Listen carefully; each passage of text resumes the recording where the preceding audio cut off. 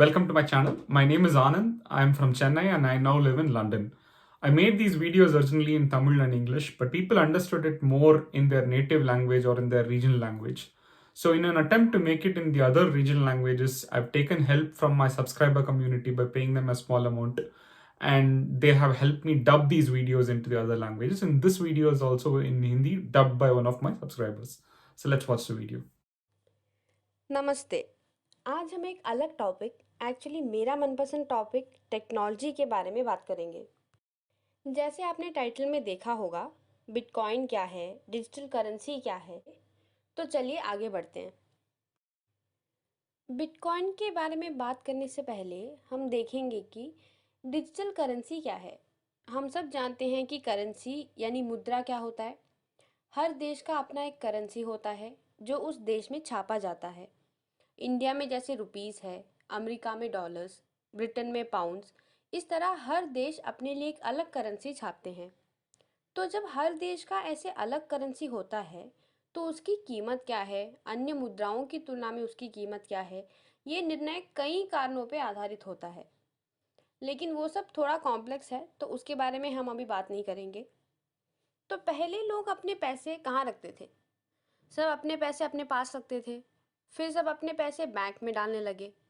पहले हम पैसे बैंक से निकाल के खर्च करते थे भौतिक रूप में, लेकिन अब हम क्रेडिट कार्ड, डेबिट कार्ड के रूप में आगे बढ़ चुके हैं।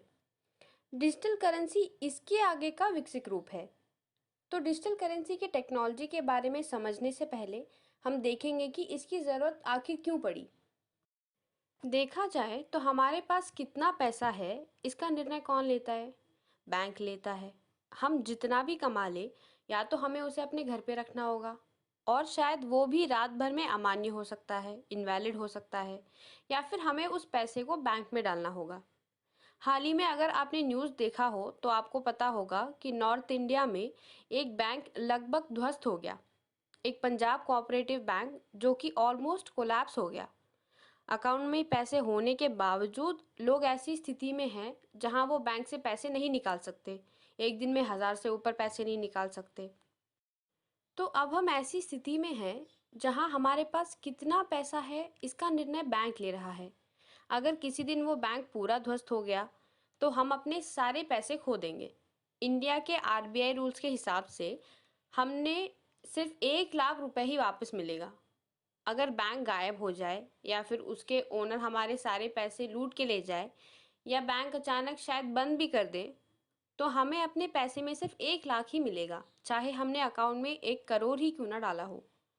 यूके में देखा जाए तो 85,000 पाउंड्स यानी 85 लाख तक वापस मिल सकता है। तो अगर हम पूछें कि हमारे पैसे सेफ हैं या नहीं, तो वो बस इस भरोसे पे सुरक्षित है कि उस बैंक को कुछ नहीं होगा। ऐसा भी हो सकता है कि एक देश की पूरी मुद्रा ही विलुप्त हो जाए, उसकी कीमत पूरी तरह गिर जाए। फॉर एग्जाम्पल, जब इराक कुवैत में युद्ध छिड़ गया, तब कुवैत की पूरी करेंसी रात भर में विलुप्त हो गई। कुवैत की करेंसी दिनार, इसमें जो लोगों के पास जितने भी पैसे थे, चाहे वो कितने ही अमीर क्यों ना हो, वो सब अमान्य हो गया। तो इन सब के समाधान के लिए ही डिजिटल करेंसी को लाया गया था।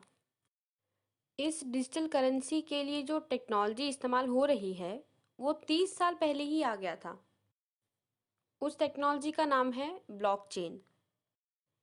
कई सारी मूवीज़ में हमने देखा है जहाँ एक छोटे से कंप्यूटर के साथ लोग बड़े बड़े अकाउंट्स हैक करके पैसे निकाल लेते हैं। तो आजकल तो हर बैंक की स्थिति वही है। जिस किसी को भी अच्छे से हैकिंग करना आता हो, वो आसानी से एक बैंक के डेटाबेस को या अकाउंट को हैक करके उसमें से पैसे निकाल सकता है। ये सारे बैंक अपना सारा डेटा, सारा इंफॉर्मेशन एक ही डेटाबेस में, या फिर एक कंप्यूटर में, या एक ही सर्वर में स्टोर करके रखते हैं। तो अगर कोई ब्रूट फोर्स एल्गोरिथम, यानी अलग अलग पासवर्ड ट्राई करके, या फिर किसी सॉफ्टवेयर के साथ अगर उस कंप्यूटर को यूज़ करके उस कंप्यूटर के सर्वर को हैक कर सकता है, तो उसमें से सारे अकाउंट की डिटेल्स निकाल सकता है और पैसे चुरा सकता है। और ये सब तो हमने काफ़ी मूवीज़ में देखा हुआ है। तो आखिर क्या है ये ब्लॉकचेन? एक छोटा उदाहरण देखते हैं। मान लेते हैं कि एक ज़मींदार है जो अपने पैसे जितने भी उसके पैसे हैं एक मुनीम को देके एक नोटबुक में लिखने को कह रहा है। अगर हम उस मुनीम को थोड़े पैसे दे दें या उसको किसी तरह अपनी तरफ कर ले या उस नोटबुक को ही चुरा ले, तो हम जमींदार के पैसे के साथ छेड़खानी कर सकते हैं, उसके पैसे चुरा भी सकते हैं और इसकी भनक भी उस जमींदार को नहीं लगेगी क्योंकि वो सिर्फ उस नोटबुक पे भरोसे बैठा है। लेकिन अगर यही जमींदार एक मुनीम के बदले 10 मुनीम को लिखने को कह दे सबको कि उनके रोज के खर्चे के बारे में, जितना पैसा उनके पास रोज है उसके बारे में सारे 10 मुनीम अपने नोटबुक में लिखे, तो अब अगर हम उस जमींदार से पैसे चोरी करने हों तो हमें उन सभी 10 मुनीम को पैसे देने होंगे या सबके ही नोटबुक एक साथ चोरी करने होंगे। इसी तरह अगर वो 10 की जगह 100 मुनीम रख ले या 1000 मुनीम रख ले, तो आप सोचिए कितना मुश्किल हो सकता है। चोरी करना तो नामुमकिन ही हो जाएगा। ऊपर से अगर ये सारे मुनीम एक जगह ना होकर अलग अलग गांव, अलग अलग देश, अलग अलग जगह हुए, तो सोचिए चोरी करना कितना मुश्किल होगा। लगभग यही ब्लॉकचेन है। तो अगर टेक्निकली हम बोले तो ब्लॉकचेन ये एक कंप्यूटर या एक सर्वर पे इंफॉर्मेशन को स्टोर नहीं करता। अगर किसी के पास पैसे हैं या वो अपने पैसे की कोई लेन देन कर रहा हो, तो दुनिया भर में जो भी उस लेन देन में शामिल हो उन सभी के कंप्यूटर में उनके अपने ब्लॉकचेन में ये इंफॉर्मेशन स्टोर हो जाती है। अगर कोई चोरी करने की या इसको हैक करने की सोचे तो उनको एक साथ इन सभी हजारों लाखों कंप्यूटर को हैक करना होगा, जो कि वास्तव में असंभव है। और अगर कोई उसे हैक कर भी लेता है एक साथ, तो ब्लॉकचेन के हिसाब से किसी भी लेन देन की इंफॉर्मेशन जो है उसको चेंज करना नामुमकिन है। अगर पहले की कोई लेन देन की डिटेल आपको चेंज भी करनी हो, बदलनी हो, तो उसके लिए उसके आगे की हर इंफॉर्मेशन को, हर लेन देन की ट्रांजैक्शन को डिलीट करने के बाद ही बदल सकते हैं। तो ब्लॉकचेन का संकल्प बस यही है, अगर एक जगह इंफॉर्मेशन स्टोर हुई हो तो हैक कर लेंगे, पर अगर उसी को हजारों लाखों जगह स्टोर किया जाए तो एक साथ कैसे हैक करेंगे। बस यही ब्लॉकचेन की टेक्नोलॉजी है। भले ही जैसे मैंने कहा ये टेक्नोलॉजी 30 साल से मौजूद है, लेकिन 10 साल पहले ही सतोशी नाकामोटो नाम के एक व्यक्ति ने बिटकॉइन के नाम से एक प्रोटोकॉल को पहली बार शुरुआत किया था। उन्होंने ही पहली बार ये संकल्प पेश किया कि बिटकॉइन के साथ हम डिजिटल करेंसी बना सकते हैं। तब सबने यही सवाल उठाए थे कि इसका प्रशासन कौन करेगा, इसका मालिक कौन होगा, कौन से देश ये करेगा। लेकिन ये सब कुछ नहीं होगा, ना ही इसको कोई मालिक होगा, ना ही इसका कोई प्रशासन करेगा, कोई बैंक इसके पीछे नहीं खड़ा होगा, कोई देश भी इसके पीछे नहीं लगेगा। और इसी संकल्प के साथ इसकी शुरुआत भी की गई थी। और इनफैक्ट सतोशी नाकामोटो नाम के उस व्यक्ति को या उस ग्रुप को आज तक कोई नहीं पहचानता। ये भी नहीं जानता कि सतोशी नाकामोटो जिसने बिटकॉइन की शुरुआत की, ये एक इंसान है या ये लोगों का एक ग्रुप है।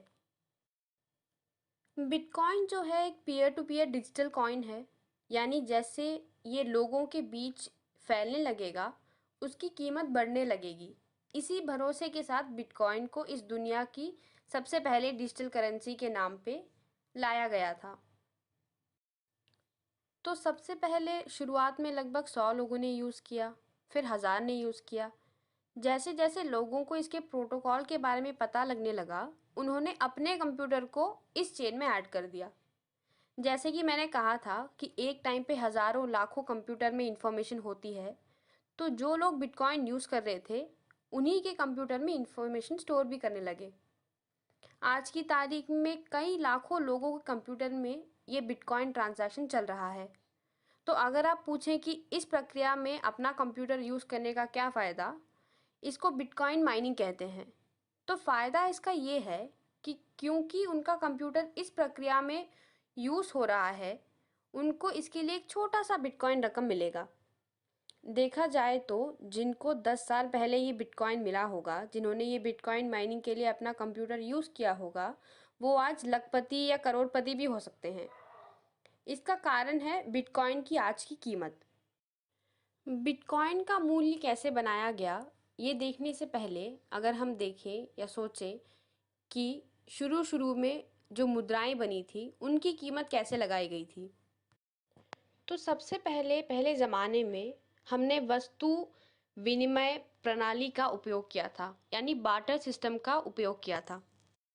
मुझे अगर टमाटर की ज़रूरत है और सामने वाले को चावल की ज़रूरत है, तो मैं उसे थोड़ा टमाटर दूंगी, वो मुझसे थोड़ा चावल ले लेगा।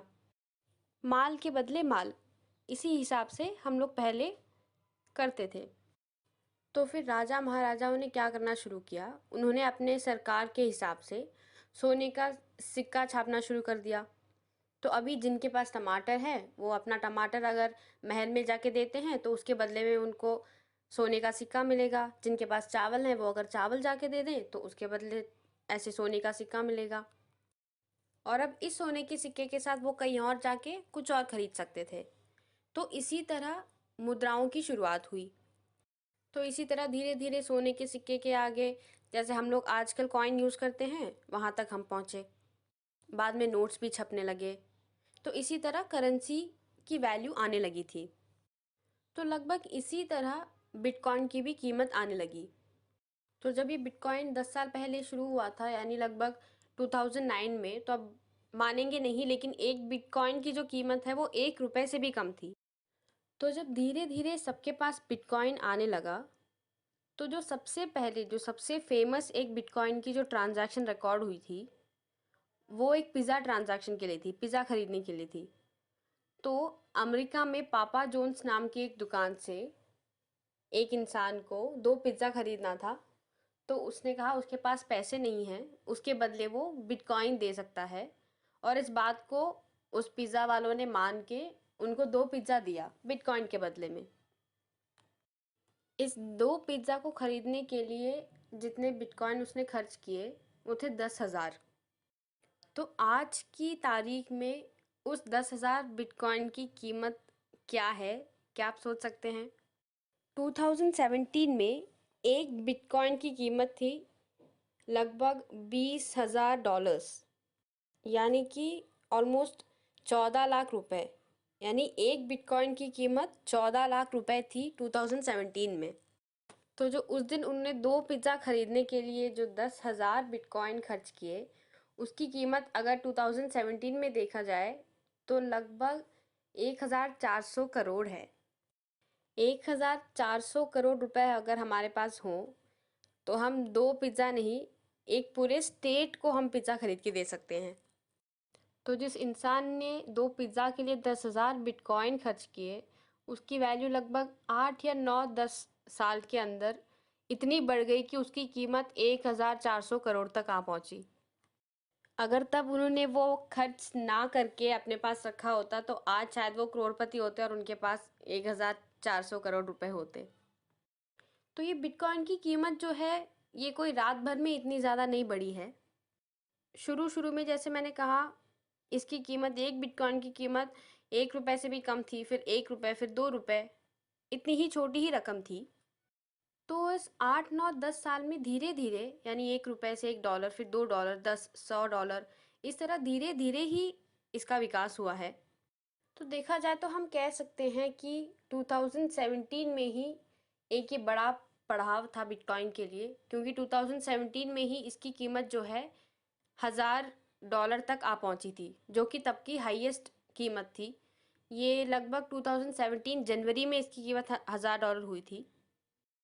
लेकिन यही कीमत 2017 के एंड तक $20,000 में बढ़ गया था। यानी कि जो 2017 जनवरी में एक बिटकॉइन अराउंड 70,000 रुपये में बेचा जा रहा था, वो 2017 के एंड तक करीबन 14 लाख रुपए में बिकने लगा। तो जहाँ तक हम बिटकॉइन की बात कर रहे हैं, तो इतना बड़ा एक विकास वो हुआ था 2017 में। उसके बाद उसकी कीमत ऊपर नीचे होने लगी थी, कभी $10,000 पे हो गया, कभी उससे कम हुआ, कभी फिर बढ़ा।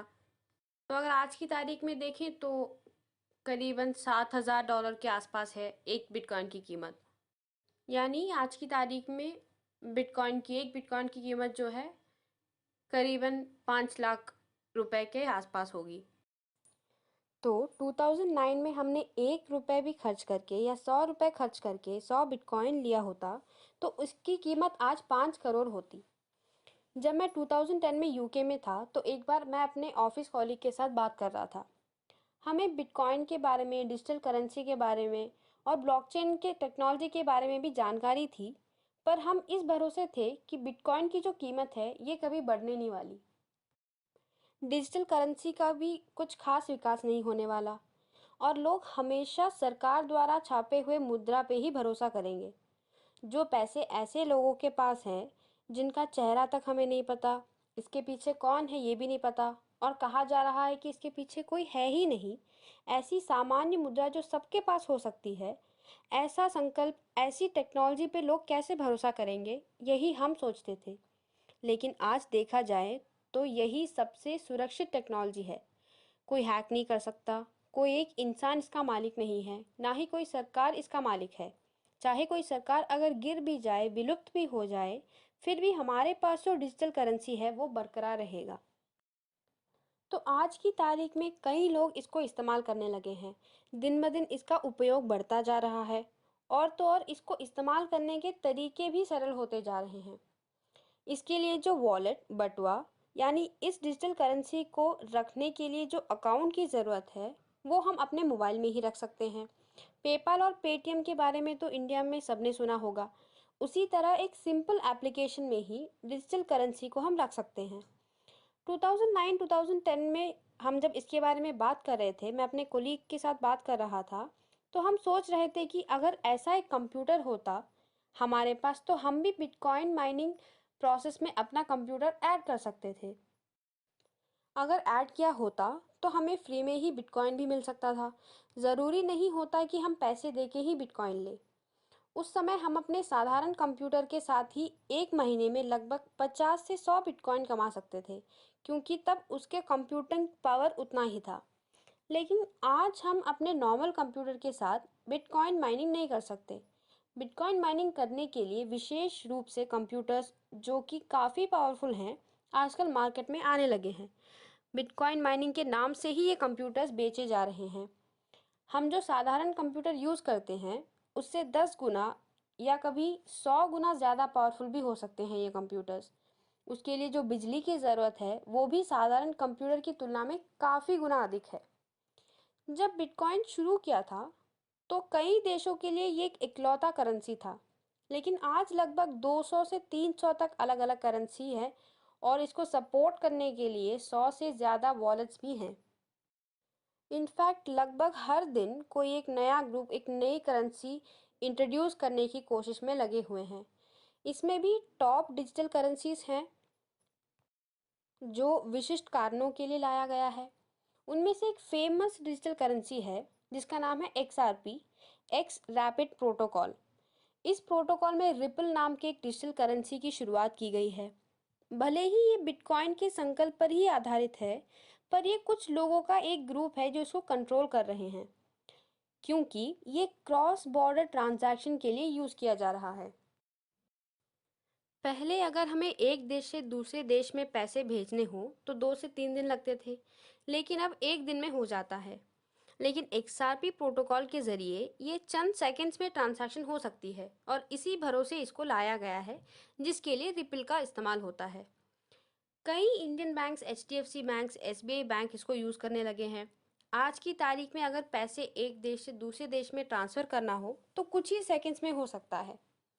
पहले अमेरिकन डॉलर्स को इंडियन रुपीस में भेजने की प्रक्रिया काफ़ी लंबी होती थी, लेकिन इस नए टेक्नोलॉजी के सहारे हम अमेरिकन डॉलर्स को रिपल में बदल के फिर उस रिपल डिजिटल करेंसी को इंडियन रुपी में बदला जा सकता है।